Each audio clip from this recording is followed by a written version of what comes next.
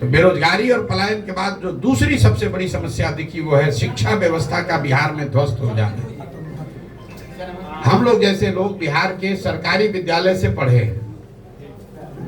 और बिहार में शिक्षा की व्यवस्था बहुत अच्छी कभी नहीं थी, लेकिन आज जो शिक्षा की व्यवस्था है इसमें और पहले वाले में फर्क ये है कि पहले हर जिले में, प्रखंड में एक दो विद्यालय सरकारी ऐसे जरूर थे जहां पढ़ लिख कर आप आगे बढ़ सकते थे। ये समता मूलक शिक्षा नीति बनाने के नाम पर पूरी शिक्षा व्यवस्था को ध्वस्त कर दिया गया।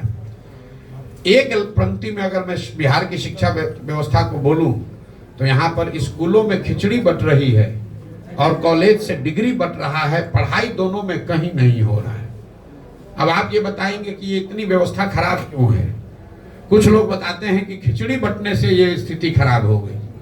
आप में से कई साथियों का ऐसा भी मानना है कि जो शिक्षक हैं, नियोजित शिक्षक, उनकी क्वालिटी, गुणवत्ता खराब होने से शिक्षण व्यवस्था खराब हो गई। इन दोनों बातों में पूरी सच्चाई नहीं है। अगर सिर्फ खिचड़ी बांटने से बिहार की व्यवस्था खराब हो जाती शिक्षा की, तो 6वीं कक्षा से आगे के विद्यालयों में तो खिचड़ी नहीं बंट रहा है, वहां पर पढ़ाई क्यों नहीं हो रहा है? जो लोग ये समझते हैं कि शिक्षकों की गुणवत्ता के वजह से बिहार की शिक्षा व्यवस्था खराब हो गई, आप मुझे बताइए कि पटना साइंस कॉलेज में, आरा जैन कॉलेज में, पटना कॉलेज में, वहां पर पढ़ाई क्यों नहीं हो रही? वहां पर तो नियोजित शिक्षक नहीं पढ़ा रहा है। कहीं ना कहीं इस समस्या की जड़ को अगर आप देखेंगे तो आपको पता चलेगा कि बिहार में शिक्षा व्यवस्था इसलिए खराब हो गई है कि यहाँ समाज और सरकार, मैं समाज को भी कह रहा हूं, सिर्फ सरकार नहीं, समाज और सरकार दोनों की प्राथमिकता में शिक्षा है ही नहीं। समाज के लिए भी शिक्षा और शिक्षण संस्थाएं सिर्फ और सिर्फ सरकारी लाभ और कुछ योजनाओं का बंटवारे का केंद्र है। गांव में अगर विद्यालय में खिचड़ी नहीं बटी तो अगर उसको साइकिल पोशाक का पैसा नहीं आया, घर के लोग जाकर हेडमास्टर से झगड़ा करते हैं कि भैया हमारा पोशाक का पैसा नहीं मिला, साइकिल का पैसा नहीं मिला।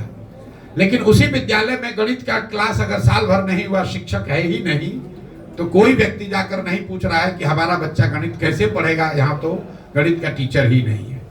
इसी तरह से सरकार के लिए भी जो शिक्षण संस्थाएं हैं वो पढ़ाई छोड़कर बाकी सब काम करने का व्यवस्था है।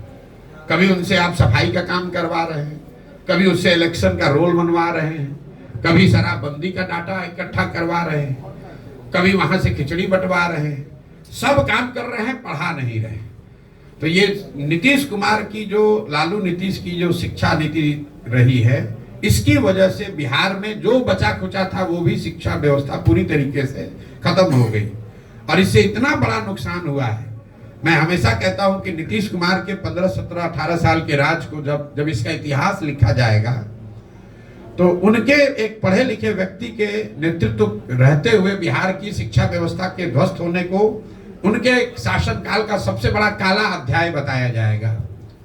ऐसा इसलिए कि कल बिहार में एक अच्छी सरकार आ जाए, सड़क टूटी है सड़क बन जाएगा, नहर में पानी नहीं है नहर आ जाएगा, अधिकारी आज चोरी मनमानी कर रहे हैं उसको रोका जा सकता है। लेकिन जो 2 पीढ़ियां इस ध्वस्त शिक्षा व्यवस्था से पढ़कर निकल गई, अब एक अच्छी सरकार आ भी जाए, अच्छी व्यवस्था बन भी जाए, तो भी उनका जीवन अब सुधरने वाला नहीं है।